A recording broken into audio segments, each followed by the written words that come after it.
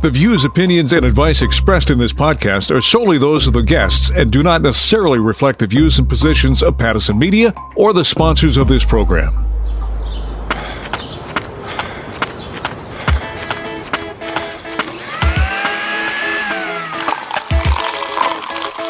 Breathe out, 2, 3, 4.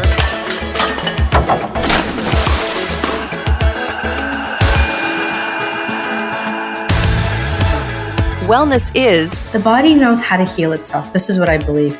But when we're bogged down with life and emotions, there's no space for the body to heal itself. The kindness and the connecting, they're just the perfect pair for each other. In my design philosophy, it has always been let nature be the hero. The point is not to have a desired outcome, but to fully experience the moment as it is. Welcome to Choosing Wellness, your podcast for practical advice about how to attain better physical and mental well-being so that instead of just surviving, you're thriving.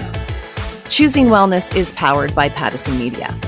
In this episode, we explore how a design company connects us to nature, a look at Ayurvedic medicine, and how you can be nice, say nice with Stephanie Staples. I'm Linda Freeman. Come join the journey of choosing wellness. How to choose wellness.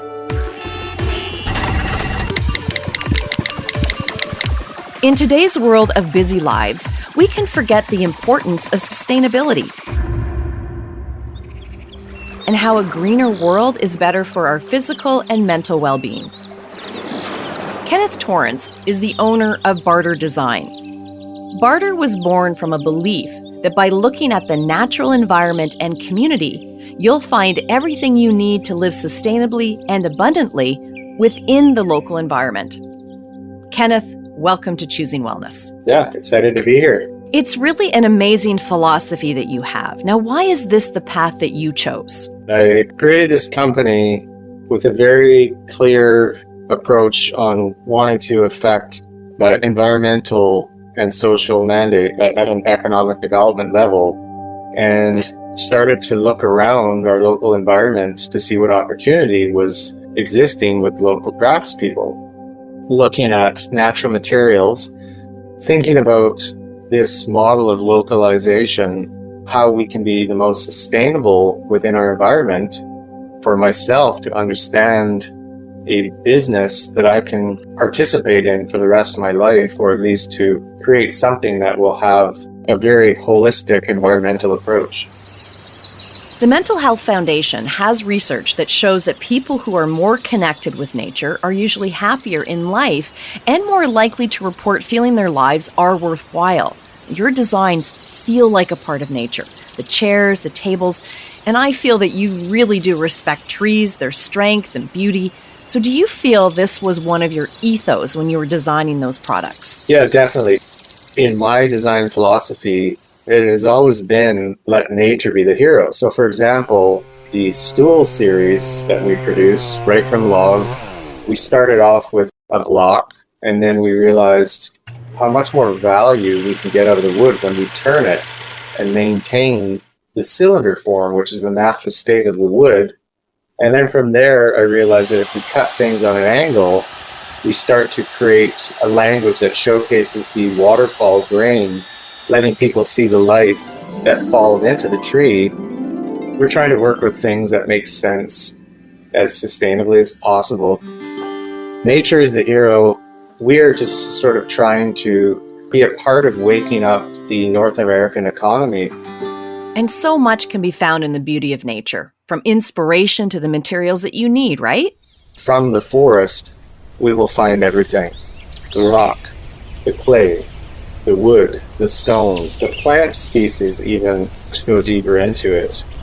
We're talking about wellness, and the fact that I want to save the forests and be a part of reconnecting to the forests, really at the end of the day is completely about the fact that I believe that the savior of humankind is being closer to nature, being in the woods and feeling the energy, understanding the hyper connection from everything, from the mycelium to the tips of the needles within the trees. All of it is connected, and I really do believe that the ability to put the phone down, put the things down that create noise, and walk into the woods and to be able to pinch a needle and just breathe it in, that to me is my sanity, it's my healing. So it's not just the mind, it's about the body. It's like we are nature, and we're thriving to become invisible within technology and how we react with nature. And at the end of the day, I come to this conclusion that nature really is the most advanced technology, and that if we can actually start listening and understanding how that technology works at a natural level, that can drive the future of not just how we make our products, but even the way that we function within technology, these cyclical patterns of how nature works, the very, very micro systems that exist, then we can survive as a species. So that's why I get out of bed for barter because of this. I believe that my role in getting closer to nature and trying to learn and listen as much as possible as an artist, as a creator, I'm going to be able to do things that can affect my family, my children, hopefully my great-grandchildren, and maybe inspire some people along the way to come in the woods for a walk with me. Well, I have to say that that's beautiful. I mean, I really just needed to let you flow with all those words, as I think there's so much that we can learn from hearing what you're saying. And there's something therapeutic about working with your hands and with natural materials, Kenneth. On another sort of wellness level, as a stone carver, artist, creative, when I work with natural materials with my hands, yes, my mind is going, but the meditative state that is super healing to give me more clarity of who I am as a human is very powerful. So for me, it's very important for us to understand how we want to work with these materials in healthy ways where it's not backbreaking, where it's actually exciting to get to use our hands and get deeper connected. Every day we're learning, right? Every day we're figuring out new important ways. What do you see for the future? Putting products into the market that can act as sort of beacons for people to come around and then see and learn the fact that our doors are wide open. So I would say for barter, over the course of the next 2 to 3 years, it's going to be about collaborating with other corporations and other talented designers and artists, making things all the way down to the roots of a tree, looking at the needles, like using everything, but then also letting the community that purchase these materials or that want to be connected to that forest come and experience it at an education level. If we can actually protect the trees that need protected, that are, the grandmothers and the grandfathers of our forests, that are really these teachers. Sorry, I'm getting emotional a little bit. Oh, no, it's fine. It's so nice to see someone emotional because they care so much, and you particularly about the forest. We all need that passion, that emotional connection. The forest is definitely very giving. It stands unprotected. These mighty trees, they still do exist. They've stood for thousands of years with no defense mechanism, and they've outlived us. It's an incredible species. There is definitely feelings within the forest. There's a lot of communication and incredible stuff that's happening, but we need to weave our culture into nature rather than plowing right through it. And you can even architecturally, that word can help you visualize how we should be developing our cities. The future of our city planning should be based around studying how we weave ourselves into these environments. If anybody's listening to this wants to walk in the forest with us or wants to work with barter within any sort of project where they can see a need where physical form plays a role in their environment, reach out. Our doors are wide open, and that is who barter is. That was Kenneth Torrance from Barter Design, a sustainable company connected to nature.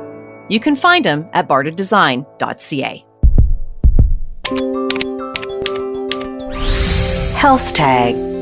The North American skincare market is projected to hit an estimated $28.64 billion US this year. Now, this speaks volumes to the level of care we have for our skin, or it shows how much we're trying to look younger. So we're going skin deep, literally, to find out about holistic skin natural healing. Choosing Wellness producer Karen Habashi tracked down Lily Chandra. She's the founder of Brahmi Skincare Whistler. Lily says that by going skin deep and connecting with your self-intelligence, you can reverse the effects of aging. Thank you for coming. So tell me, why did you start this business? I started my career as a medical intuitive, healing people's bodies when doctors and specialists failed. And I eventually developed a method that really connects with your cell's intelligence, with your divine nature that can actually restructure your cells. So I was able to remove wrinkles, and I started this in 2013. So I've developed my own cosmetic energy healing facial, a signature facial, and then I created a skincare line. What's cosmetic healing energy? Can you explain it to us in simple terms? So basically, we're all energy and we're all matter. And if you remember from science class, matter is actually 99.9% space. It's just space and electrons moving.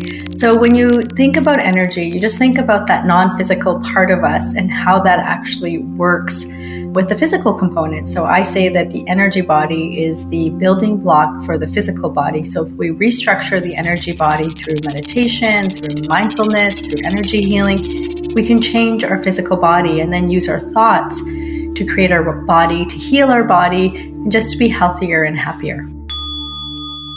We're talking about wellness and skincare and nature and energy. So do you think if you address the issues inside you, if you be honest with yourself, you'll feel your skin and yourself changing? I totally agree with that. With my medical intuitive system, what I noticed is that the body stores emotions. It stores anger. It stores all of our thoughts, because if we process and let things go, it's all sitting in the physical body and in the energy body. So when I'm working with the skin, I'm actually doing a healing touch facial, and I could feel people's emotions being released from their skin. I can feel what's in their heart. I can feel the stress when I'm working around the eyes. So all of those emotions are sitting in the physical body, in the emotional body, and in the cellular body. The body knows how to heal itself. This is what I believe. But when we're bogged down with life and emotions, there's no space for the body to heal itself. We need to give it that space to do so. And that's why meditation and energy healing is a really powerful way to continue to heal yourself. So how that affects your skin is really interesting. There is a direct correlation with emotions and what's going on in your life and your skin for sure. Because when you're happy, your skin looks great. It's glowing, it's shiny. You're just like, wow, I've got great skin today. So take me through a session with someone coming to you with issues regarding their face, or pick a subject and let me go through a session with you. Okay, so this is fun. So for over a decade now, I've developed cosmetic energy healing facials, is what I call them. And so my hands will intuitively go onto a person's head, and I really connect with the heart chakra. I believe that our heart and self-love is so powerful, our relationship with ourselves. So my hands automatically always go to someone's heart. I feel their heart energy. I can feel pain that they have in there, any grief, any sadness, and I release all of this energy, and then I start to intuitively flow to the face. I love just releasing emotions from the skin, releasing emotions from the cells. The vibration of your face, the function of the cells, it affects your skin. So I usually just start by lovingly clearing the energy body. And then I've created Brahmi Skincare, which is a beautiful vegan and organic skincare line that's made in Canada. It's one of a handful of South Asian-owned skincare lines in Canada, which I'm very proud of. And I start with my serum, and I totally saturate the skin. I massage the skin, and people just love it. So I start with that process, and then I add my face cream, and I have a conversation with people, and I always tune into the higher purpose. So it's very beautiful, and it's quite a nice, nurturing and holistic process. It's about nurturing yourself and connecting with your divinity and self-love. So when people leave for my facials. They're glowing, they're happy, and I just feel that something clicks. That's amazing. So it's sort of therapy and skincare, right? They also leave with a very complete, whole feeling, and a feeling of not just rejuvenation in the skin, but like a completeness inside their heart. I truly love everything you said because I'm indigenous to Egypt. So I find it when I moved here to Canada, it's so different. Do you feel like there are shifts in energies between ethnicities or cultures or people from different backgrounds? Definitely, definitely. I think ethnic cultures do have more of an openness and an energy exchange. The heart exchange is there. And even if I meet other Indian people, I might not know them very long, but I feel an instant connection.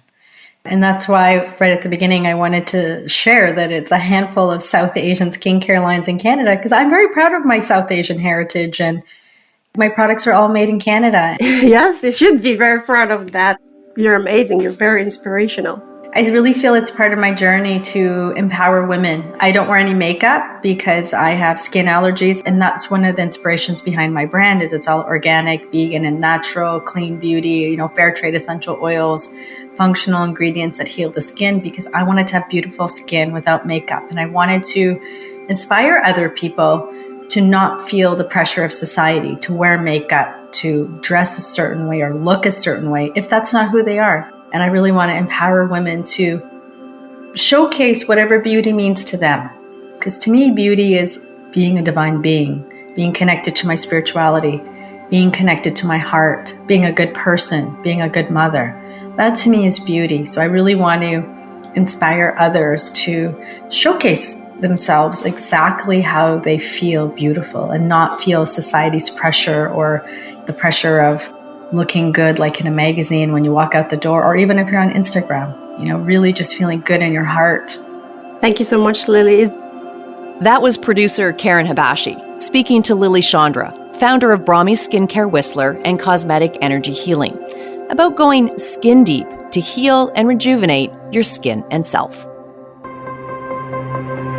Life Unlocked. Have you heard of Ayurveda, the traditional system of Indian medicine? Well, I thought we could take a deeper dive in understanding what it is. Ayurveda is a real symbolic system that views each individual as being comprised of 3 main energies that can be prescribed to specifically help that individual come into balance. Generally, alternative therapies can be beautiful side therapies to what somebody is already doing. Ayurvedic medicine is described as a well-organized system of traditional healthcare, both preventative and curative. Originating in India perhaps as long as 3,000 years ago, it has a long history. Today, it remains a favored form of healthcare in large parts of the Eastern world, especially in India. This medical system aims to cleanse and restore balance to the body, mind, and spirit, using various methods including diet, herbal medicines, exercise, meditation, breathing, physical therapy, and other techniques that encourage health and well-being. Ayurveda claims to treat a wide range of disorders, including anxiety, asthma, arthritis, digestive problems, eczema, high blood pressure, high cholesterol levels, rheumatoid arthritis, and stress, just to name a few. However, it's important to note that herbal medicine is as potent as pharmaceutical drugs and should be treated with the same caution and respect. Although herbs are generally considered safe, inappropriate use or overdose may occur due to the misconception that they are harmless. Now, be careful with anything sold online and make sure you can identify any ingredients. It's crucial to inform your doctor about any Ayurvedic treatments you're undergoing to reduce the risk of adverse reactions. Now, never stop taking your conventional medicine or alter the dose without the knowledge and approval of your doctor. I'm nice for a living. I'm nice for a living. I'm nice for a living. I'm nice for a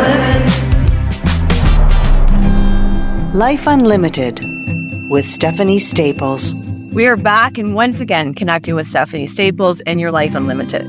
Stephanie, you were a nurse and then you changed your life when you found your calling as a motivational speaker. And I just love the story because it's your mission to help people so they can help people and themselves and even more. And it's so great to see you again. Thank you. Thank you so much. And I know you help people. You know what's funny? We all kind of nurse in different ways, right? Most people help people in some way or another. We all just find our different specialties. Kindness is so key to our mental health. Like, it's deeply connected. And the Mental Health Foundation of the UK, actually, research they've done shows that kindness is an antidote to isolation and creates that sense of belonging. And it helps reduce stress and brings a fresh perspective. In one of your latest blogs about, if you see nice, then say nice. And I really think that that is such a strong statement. Can you kind of walk us through what you mean by that? I can just think of so many examples. I'm in line to the ferry terminal, and she's an older woman. She's got a super stylish haircut. And then I think to myself, that woman looks amazing with that haircut. And then I'm thinking to myself, like, why are you not telling her that? She can't read your mind, and me thinking that doesn't help her at all. So I turned around and I just said, that haircut looks amazing on you. And she goes, oh, thank you so much. She goes, this is natural, she says. And then we launched into a 10-minute conversation about her hair. So, us thinking it is nice. Like, I think that's kind of the first step, is that you have that awareness that you notice something nice. Every time I do something nice or say something nice or, act nice, I give myself a point. I don't give myself 20 points for doing something nicer. I just get a point. We always seem to feel that concern about being judged or, what will people think? And I think it does play sometimes into our kindness because we're afraid it's not going to be taken the right way. We also can sometimes have the attitude, well, nobody does anything nice for me. It's that whole Gandhi thing, right? Be the change you want to see in the world. But what I know is I feel better after I do it. How they respond is none of my business. If they respond wonderfully, that's a bonus. So how do you keep it all in check? Here's the thing, like, as with a lot of things, I have all these great intentions and I think I'm going to do this and I'm going to do that. But then, life happens and you get stuff on your list. So what I did last year is I put a note on my calendar and it just says thank you at the end of every day. And so that is my trigger to reflect. So I pause for a moment. I just reflect on who in my day made a bit of a difference to me, who made my life a little bit easier, who was kind to me, who did I just appreciate being with. I would quite literally often say, hey, I'm just reflecting on my day and who made a positive difference to me. And today that was you. And I really appreciate that talking with you just always brightens my spirits, or just something that takes a minute out of my life to do that. And also because I didn't want to keep doing it to the same person over and over again, I started keeping a list. And I went back when I wrote this recent blog post and I counted. And there are hundreds of people. But the point of the whole story is, I think if I hadn't written it on my calendar, I probably wouldn't be near as regular about doing it. And even if it only happens 2 times a week or 3 times a week, that's still 2 or 3 times a week more than I would have done if I hadn't set this intention to do it. The Canadian Mental Health Association advocates for that social connection because it can lower anxiety and it can reduce depression and it regulates our emotions. It can give us better self-esteem and empathy and all those incredible things, including improving our immune system, which is so key to our health, just by connecting and reaching out to someone and showing that kindness. Well, and I think this is a beautiful way to reinforce that, because all that ties into your happiness level too, right? So the kindness and the connecting, they're just the perfect pair for each other. They really are. But even if you just pause, if that was your first step, at the end of the day, I'm just going to pause and reflect about who was a positive impact in my life or who made my day a little bit easier. If just that will elevate your mood, right? Yes. We want to start looking at this amazing what comes out. I mean, it's the opposite too. We start looking for crappy beep, then we're finding a lot of crappy beep. We don't have to look far to find that either, right? But which one serves you better? I like how you do your own beep. Beep. For people who want to see nice, say nice, what are the key things that they should keep in mind? Put something on your calendar, put a sticky note on your bathroom mirror, use a dry erase marker to write yourself a note to remind yourself. First, just reflect and notice what's happened in your day. And if you can do it, if you have a little bit of energy left to take a tiny bit of action on that, you will never regret it. I never have sent one and go, geez, I wish I didn't do that. No, you will be happy you did. Reminder, reflect, and then do. Love it. Love it. And you're a perfect example of see nice, say nice stuff. Before we go, anything else you want to add? Keep on living your life unlimited. Woo, it's way better that way.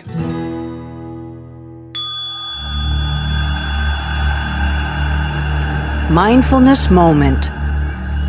It truly is a gift to go on a retreat, and although not always attainable, we can all take moments to separate ourselves from the busy day-to-day of life, to just be present, to connect with nature and yourself, and maybe dip your toe in some meditation. Yoga therapist Lisa Dumas is no stranger to retreats, guiding people from Europe to Mexico and now Alaska. This is our mindfulness moment. Having the opportunity to go on retreat is a sacred one indeed.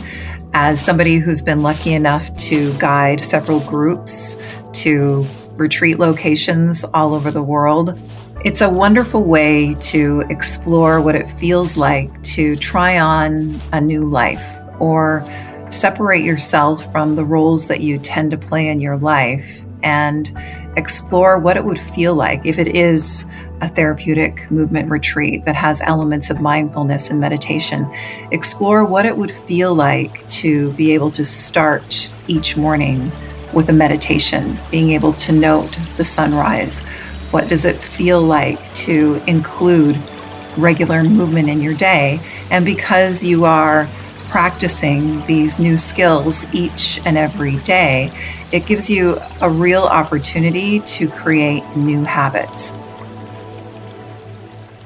The opportunity to go on retreat is a special one and a very meaningful one, and for many, a highly transformational one. But you don't need to have to spend a lot of money and take a lot of time out of your calendar to go on a formal retreat. There are ways that we can use mindfulness so that even a retreat onto our patio, into our backyard, a walk in the neighborhood, or a walk somewhere in nature, although nature is all around, can feel like a retreat. I often teach walking meditations or the experience of really connecting with our senses when we are spending time outside. And that can look like taking a moment to feel your feet as they touch the ground. If it's appropriate and it's clean enough and you're able to have bare feet out in nature, beautiful. A practice that I would guide somebody into if they wanted to make the most of a formal retreat or, again, just a quick trip to the backyard is to connect with what they are doing as they are doing it. That is mindfulness, doing what we're doing on purpose, with acceptance, without judgment, taking the view of the compassionate observer. So, what does it feel like to feel the breeze on your skin where you are? What are the scents in the air?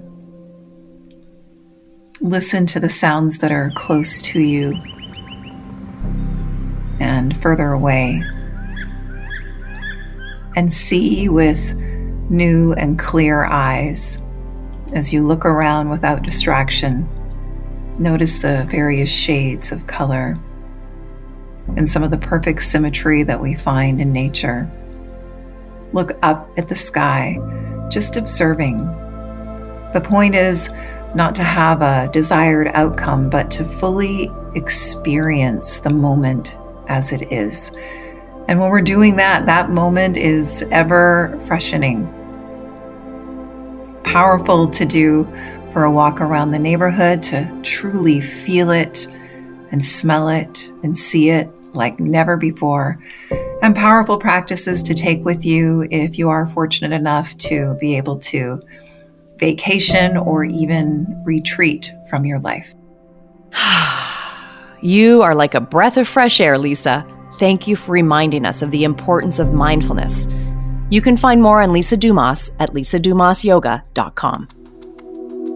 Life is challenging, and choosing wellness in our daily lives may seem like adding to that already long to-do list. But together, we can make it easier.